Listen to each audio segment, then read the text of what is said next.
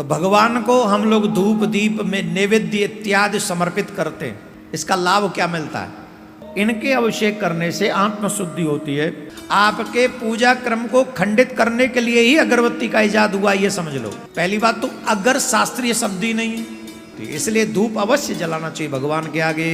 भगवान के आगे दीपक जलाने से तमसो मा ज्योतिर्गमया, ये दीप दान करने से भगवान के पूजा क्रम में, सुनिए जरा ध्यान से, जब हम भूत बावन भोलेनाथ की सेवा करते हैं, अभिषेक करते हैं, तो भगवान को हम लोग धूप दीप में नैवेद्य इत्यादि समर्पित करते हैं। इसका लाभ क्या मिलता है बताएं कि नहीं? बता देंगे तो और भी ज्यादा करोगे। इसलिए हमारा मन है कि हर घर में भगवान के आगे दीपक जलना चाहिए, भोग लगना चाहिए। सुनिए इसका फल क्या होता है, हम बता रहे हैं आप सभी को, ध्यान से सुनिए।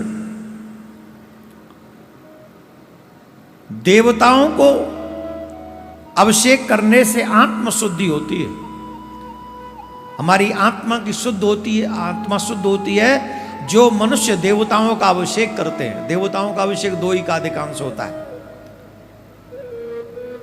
राम कृष्ण नारायण एक ही हैं, शिव ये भी एक ही हैं, पर इनका भी अभिषेक होता है ना। तो इनके अभिषेक करने से आत्म शुद्धि होती है। गंध, जो हम लोग भगवान को गंध अर्पित करते हैं, उससे हमें पुण्य की प्राप्ति होती है। नैवेद्य अर्पण करने से व्यक्ति की आयु बढ़ती है। जो भगवान को भोग लगाते हैं ना, अर्पण करते हैं, नैवेद्य मिष्ठान इत्यादि जो भी फल जो भी लगाते हैं, उससे आयु की वृद्धि होती है, भगवान तृप्त होते हैं। धूप निवेदन करने से धन की प्राप्ति होती है। ये जो धूप जलाते हैं ना हम लोग पूजा में, अगरबत्ती नहीं, ध्यान से सुन लें, अगरबत्ती ना धूप बत्ती। जो लोग अगरबत्ती जलाते अपने घरों में, मंदिरों में, वो पूजा के क्रम को खंडित करते, सीख लीजिए आज आप। इसे कई बार बोला जा चुका है, बांस होता है बीच में, आपके पूजा क्रम को खंडित करने के लिए ही अगरबत्ती का इजाद हुआ, ये समझ लो। इसलिए अगरबत्ती न जलाएं जिसमें बांस हो। अब बिना बांस के कोई अगरबत्ती बनाता हो तो आप देखो, लेकिन शास्त्रों में धूप बत्ती का वर्णन है, अगरबत्ती का नहीं है। पहली बात तो अगर शास्त्रीय शब्द ही नहीं है। अगर हम कहेंगे अगर तो बताइए पूजा क्रम में कहां आएगा ये? उसका नाम कर दिया अगरबत्ती। हमारे यहां तो अगर और मगर, अगर ऐसा कर लो तो, मगर ऐसा कर लो तो, अब अगरबत्ती कहां से आ गई? अगरबत्ती है तो मगरमत्ती भी होनी चाहिए। अगरबत्ती मगरमत बत्ती, वो ऐसा कुछ है नहीं। तो इसलिए ओनली ऑन धूप बत्ती। तो हमें धूप अर्पण जब भगवान को करते हैं, तो धूप अर्पण करने से धन की प्राप्ति होती है। इसलिए धूप अवश्य जलाना चाहिए भगवान के आगे। अब कई लोग धूप ऐसी जला देते कि मंदिर में आग ही लगा बैठते हैं। हाँ, वो कई इतने आलसी विवेकहीन व्यक्ति, बताओ हद होती है। धूप को कहां जला के चले गए? काठ पे। अब क्या होगा? धूप बत्ती अगर काठ पे जला दोगे तो जलते जलते नीचे आएगी, और नीचे आएगी तो फिर क्या होगा? तो केयरफुल तो रहना चाहिए ना। धूप हमेशा ऐसी जगह पे जलाओ जो सुरक्षित हो। तो धूप अर्पण करने से धन की प्राप्ति होती है। भगवान के आगे दीपक जलाने से बहुत बड़ा फल मिलता है। जो मनुष्य भगवान के आगे दीपक जलाते हैं, दीपक के लिए, दीप के लिए क्या गया है? वेदों में भी कहा गया है, तमसो मा ज्योतिर्गमया।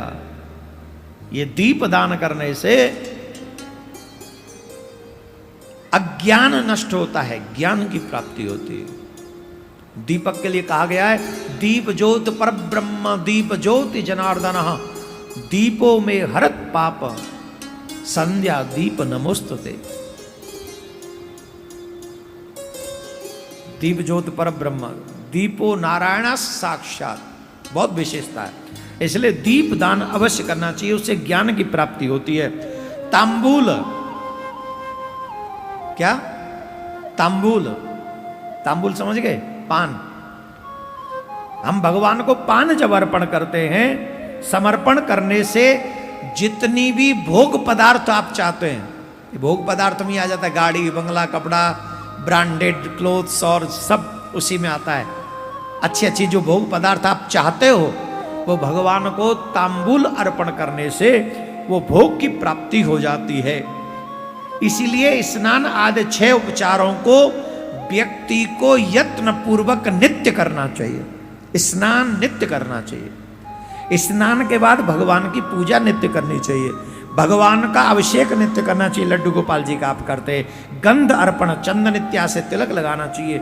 नैवेद्य अर्पण करनी चाहिए।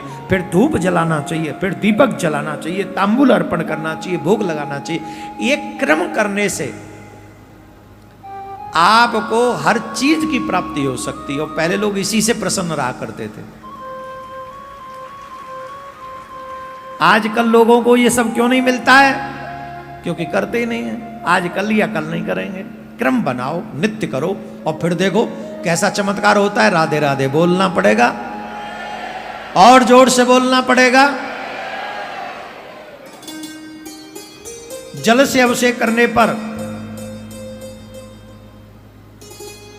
असाध्य रोगों को शांत करने के लिए कुशोदक से रुद्राभिषेक करना चाहिए। जिन लोगों को जीवन में बहुत ज्यादा रोग रहते हैं ना, जिन्हें लगता है कि हमारे घरों में, मैं ये नित्य बताऊंगा कुछ ना कुछ आपको, इसलिए बता रहा हूं, जो आस्था भजन पे इत्यादि जो यूट्यूब पे सुन रहे हैं वो भी सुन ले ध्यान से। जिनके घरों में बीमारियां बहुत लगी रहती हैं, यहां पर जो रुद्राभिषेक चल रहा है विद्वान ब्राह्मणों के द्वारा, ये पूरे अधिक मास चलेगा। 31 दिवसीय इसीलिए था, कल अमावस का दिन, और अब 1 महीना पूरा अधिक मास का। समझ रहे हैं कि नहीं?